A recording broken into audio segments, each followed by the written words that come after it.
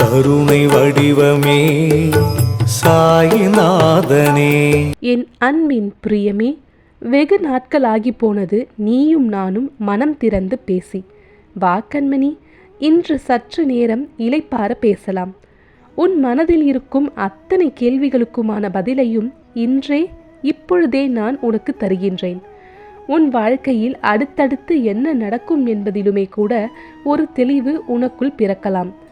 சாயப்பா, கஷ்டங்களை ஏன் எனக்கு மட்டும் இப்படி கொடுத்து கொண்டே இருக்கின்றீர்கள் என்று கேள்வி கேட்ட உன் மனதை பக்குவப்படுத்தி, கஷ்டம் உனக்கு மட்டும் வருவதில்லை, எல்லோருக்கும் கஷ்டம் இருக்கும் அவரவர் வாழ்வில் என்பதை பலமுறை நான் உனக்கு கூறிக்கொண்டே இருக்கின்றேன்.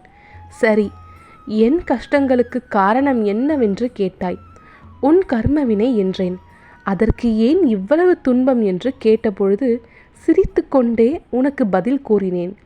செய்த உழைப்பிற்கான கூலிதான் இந்த உலகில் அனைவருக்கும் வழங்கப்படும் என்றேன். கஷ்டங்கள் எல்லாம் உன்னை நிலை தடுமாற வைக்க வருவதே என்று நினைக்கின்றாய். அதில் தவறில்லை கண்மணி. உன் வலியால் யதார்த்தமான உண்மை நிலையை தெரிந்து கொள்ளாமல் இருக்கின்றாய். உன் மனவலி அத்தகையதே. அவ்வளவு கடுமையான வலியினை நீ சுமந்து கொண்டு இருக்கின்றாய். எனவே யதார்த்தமான நிதர்சனமான உண்மைகள் உனக்கு சற்று விளங்காமல் இருக்கின்றது, அவ்வளவே. உன் அறியாமையால் உன் கர்ம வினைகளுக்கு பயந்து ஓடிக்கொண்டே இருக்கின்றாய். உனது இந்த மனநிலையை மாற்றுவதற்காகவே உன் சாய் தேவா நான் உன் வாழ்வில் நுழைந்தேன். உன்னை பக்குவப்படுத்துவதற்காக உன் ஆத்மாவாக நானே உன்னுள் இருக்கின்றேன். நீயும் நானும் வேறில்லை என்ற நிலையை ஆத்மார்த்தமான அன்பினால் நம்பிக்கையினால் உணர்த்தினேன். பயப்படாதே கண்மணி, கலங்கி நிற்காதே. உன்னோடு நான் இருக்கின்றேன். ஒரு உண்மையை மட்டும் புரிந்து கொள்ள முயற்சி செய். நீ இவ்வளவு மனவலியை அனுபவிக்கின்றாய் என்றால் நீ செய்த கர்மவினை மற்றவரை எந்த அளவுக்கு பாதித்திருக்கும் என்ற பக்குவ நிலையை உனக்குள் உணர்ந்து கொள். உண்மை சில நேரம் கசக்கத்தான் செய்யும். ஆனால் அந்த உண்மையை புரிந்து கொள்ளத்தான் வேண்டும். அந்த சூழ்நிலையை உனக்கு உணர்த்துவதற்காகவே இத்தனை காரியங்களும் நடைபெற்று கொண்டிருக்கின்றது. உன் வாழ்க்கையில் பல அனுபவங்களை நீ கண்டாய். அதிலிருந்து பல பாடங்களையும் கற்றுக்கொண்டாய். வாழ்க்கையில் நீ எப்படி இருக்க வேண்டும், எப்படி இருக்கக்கூடாது என்பதை நீ உணர்ந்தும் கொண்டாய். என் வார்த்தைகளையும் என் வாக்குகளையும் தொடர்ந்து கேட்டுக்கொண்டே இருந்தாய். உன் மனதில் பல மாற்றங்கள் நிகழ்ந்தன. இதோ இப்பொழுது வரை பொறுமை காத்து கொண்டு நிற்கின்றாய். நம்பிக்கையுடன் இந்த நிலை மாறும் என்ற நிலையை நீ உறுதியாக இருக்கின்றாய்.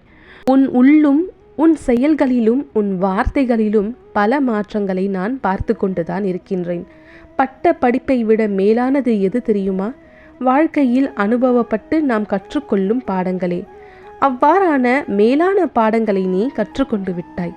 நான் இன்னும் மாற வேண்டும் சாயி என்று குரல் கொடுக்கும் அளவிற்கு நீ பக்குவப்பட்டு இருக்கின்றாய். இனி உன் வாழ்க்கையில் எவ்வாறு நேர்மறையான செயல்களை செய்ய வேண்டும், எவ்வாறு நேர்மறையான நிகழ்வுகளை நிகழ்த்தி கொள்ள வேண்டும் என்ற அளவிற்கு எல்லாவற்றையும் நீ தெரிந்து கொண்டு விட்டாய். இனிமேலும் ஏன் எதிர்மறையாய் நடப்பதை போன்ற எண்ணம் உனக்கு? ஏதோ ஒன்று எதிர்மறையாய் ஆனால் எல்லாமும் அப்படித்தான் ஆகுமா என்ன? அவற்றிலும் உனக்கான நல்லதை தானே நான் உனக்கு வைத்திருப்பேன். இதுவரை நடந்ததை எல்லாம் நடந்ததாகவே இருக்கட்டும். என்ன எதிர்மறை நிகழ்வுகள் நடந்திருந்தாலும் அவற்றை நீ கடந்து வந்து கொண்டே இரு. இனி உன் உள்ளத்திலும் உன் இல்லத்திலும் நேர்மறையான சிந்தனைகளும் நேர்மறையான நிகழ்வுகளும் மட்டுமே நடக்க வேண்டும். எப்பொழுது நீ மாற வேண்டும் என்று நினைத்து கொண்டாயோ, உன் மனநிலையை இன்னும் நேர்மறையாக மாற்றிக்கொள்ள வேண்டும் என்று ஒரு நிலைக்கு நீ வந்து விட்டாயோ, அந்த நிமிடத்திலிருந்தே இந்த பிரபஞ்சம் அதற்கான மாறுதல்களையும் அதற்கேற்றவாறு சூழ்நிலைகளையும் உருவாக்க ஆரம்பித்து விடும். அதனால் நேர்மறையை உன்னுள் கொண்டு ஆத்மாவில் இருந்து உன் உள்ளத்தில் இருந்தும் அறிவிலிருந்தும் கொண்டு வா. நீ என்னிடம் கேட்டு எதிர்பார்த்த வாழ்க்கையை விட அதிகப்படியான சந்தோஷங்களையும் நிம்மதியையும் நிறைவும் நிறைந்த வாழ்க்கையை தான் நீ நிச்சயமாக பெறப்போகின்றாய்.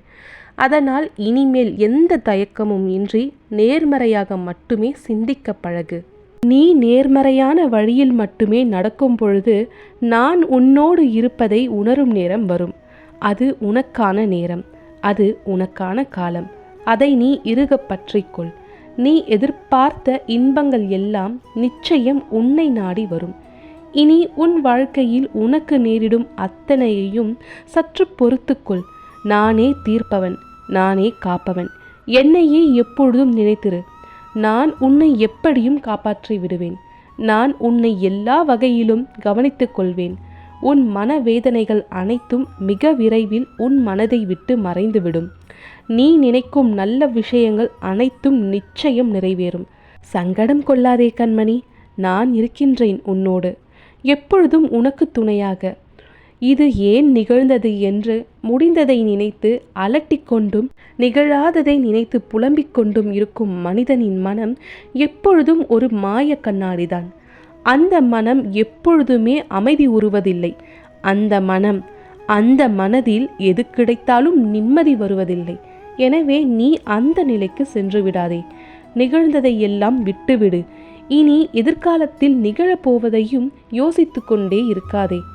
இப்பொழுது இந்த நிகழ்காலத்தில் என்ன நடக்கின்றது என்பதில் மட்டுமே கவனத்தை செலுத்து. நீ கடந்த காலத்தில் எத்தனையோ நெருக்கடிகளை கடந்து வந்திருப்பாய். ஆனால் இதுவே உன் எதிர்காலத்தை சுலபமாக கடந்து செல்ல வழிவகுக்கும் என்பதை புரிந்து கொள். எல்லாவற்றையும் நான் இழந்துவிட்டேன், எல்லா மகிழ்ச்சியையும் நான் துறந்து விட்டேன் என்றெல்லாம் புலம்புகின்றாய். தெரிந்து கொள் கண்மணி, நீ எதையுமே இழக்கவில்லை. நீ எல்லாவற்றையும் பெற்றுக்கொண்டேதான் இருக்கின்றாய். நீ இழந்ததாக நினைக்கும் மனிதர்கள் உனக்கு உண்மை இல்லாதவர்கள். அவர்களை உன்னிடத்தில் இருந்து நான் விலக்கி வைத்திருக்கின்றேன். நீ இழந்ததாக நினைக்கும் செல்வமோ உன்னுடையது அல்ல. அது உனக்கு மகிழ்ச்சி கொடுப்பதும் அல்ல. எனவே அதை உன்னிடம் இருந்து நான் விலக்கி வைத்திருக்கின்றேன். நீ இழந்ததாக நினைக்கும் வாய்ப்புகள் எல்லாம் சாதாரண வாய்ப்புகள் மட்டுமே. அதைவிட பல மடங்கு பயன் தரும் மேலானதொரு வாய்ப்பினை நான் உனக்காகவே வைத்திருக்கின்றேன். எனவே எந்த சூழ்நிலையிலும் உன் மனபலத்தை இழந்து விடாதே. மனபலத்தை ஒருத்தன் இழந்துவிட்டால் அவன் உடல் பலம் தேவையற்றதாகிவிடும். எனவே எல்லா சூழ்நிலையிலும் தைரியமாக இருப்பது மிகவும் அவசியம். ஒவ்வொரு முறையும் நீ தளரும் பொழுதும் நான் சாயின் பிள்ளை என்று பெருமிதத்தோடு சொல்லிக்கொள். பின் உனக்குள்ளான தன்னம்பிக்கை உயிர் பெற்றுவிடும். உன்னுடைய எதிர்காலம் என்பது நீ செய்த மற்றும் இப்பொழுது செய்து கொண்டிருக்கின்ற இந்த செயல்களின் அடிப்படையிலேதான் உருவாகும். எனவே செயல்களில் எப்பொழுதும் கவனம் தேவை. எண்ணங்களில் எப்பொழுதும் ஜாக்கிரதையாக இருக்க வேண்டும். எண்ணம் போல்தான் வாழ்க்கை என்பது வெறும் வார்த்தையல்ல கண்மணி. நீ எதை நினைக்கின்றாயோ அதுவாகவே மாறிவிடுகின்றாய். எதை கிடைக்க வேண்டும் என்று மீண்டும் மீண்டும் உறுதி கொள்கின்றாயோ அது உனக்கு கிடைத்தே தீரும். கால தாமதம் ஆகலாம், ஆனால் தப்பாது. உனக்கு இனி என்ன வருத்தம் இருந்தாலும் என்னை ஒரு முறை அழைத்துவிடு. நான் உனக்காக காத்திருக்கின்றேன். இருவரும் அமர்ந்து மனம் விட்டு பேசிக்கொள்ளலாம். உன் மனதிற்கான ஆறுதலான வார்த்தைகளோடு நான் எப்பொழுதும் உன் அருகிலேயே காத்து கொண்டிருக்கின்றேன். நீ சாய்ந்து கொள்வதற்கு இந்த சாயின் தோள்கள் இருக்கின்றது. உன் கண்ணீரை துடைப்பதற்கு இந்த சாய்பாபாவின் விரல்கள் இருக்கின்றது. உன் கவலைகளை எல்லாம் போக்கி உன்னை ஆசிர்வதிப்பதற்காகவே என் கரங்கள் காத்து கொண்டிருக்கின்றது. எனவே நீ எப்பொழுது தனிமையில் இருந்தாலும் சரி, அல்லது தனியாக இருக்கின்றேன் என்று உணரும் பொழுதும் சரி, இந்த சாயை ஒரு முறை மனமாற அழைத்து பேசு. இதோ இப்பொழுது இந்த கணம் நாம் இருவரும் மனம் விட்டு பேசிக்கொண்டோம் அல்லவா? உன் மனபாரம் சற்று குறைந்ததல்லவா? அதைப்போன்று எப்பொழுது வேண்டுமானாலும் என்னோடு நீ பேசலாம். உன்னுடன் பேசுவதற்காகவே இந்த சாயும் காத்து கொண்டிருக்கின்றேன். ஒரு முறை நீ அழைத்தாலே நான் ஓடோடி வருவேன். சங்கடப்படாதே கண்மணி, இனி சகலமும் நடக்கும். உன் சாயப்பா நான் இருக்க பயம் ஏன்? ஓம் சாய்ராம், ஜெய் சாய்ராம்.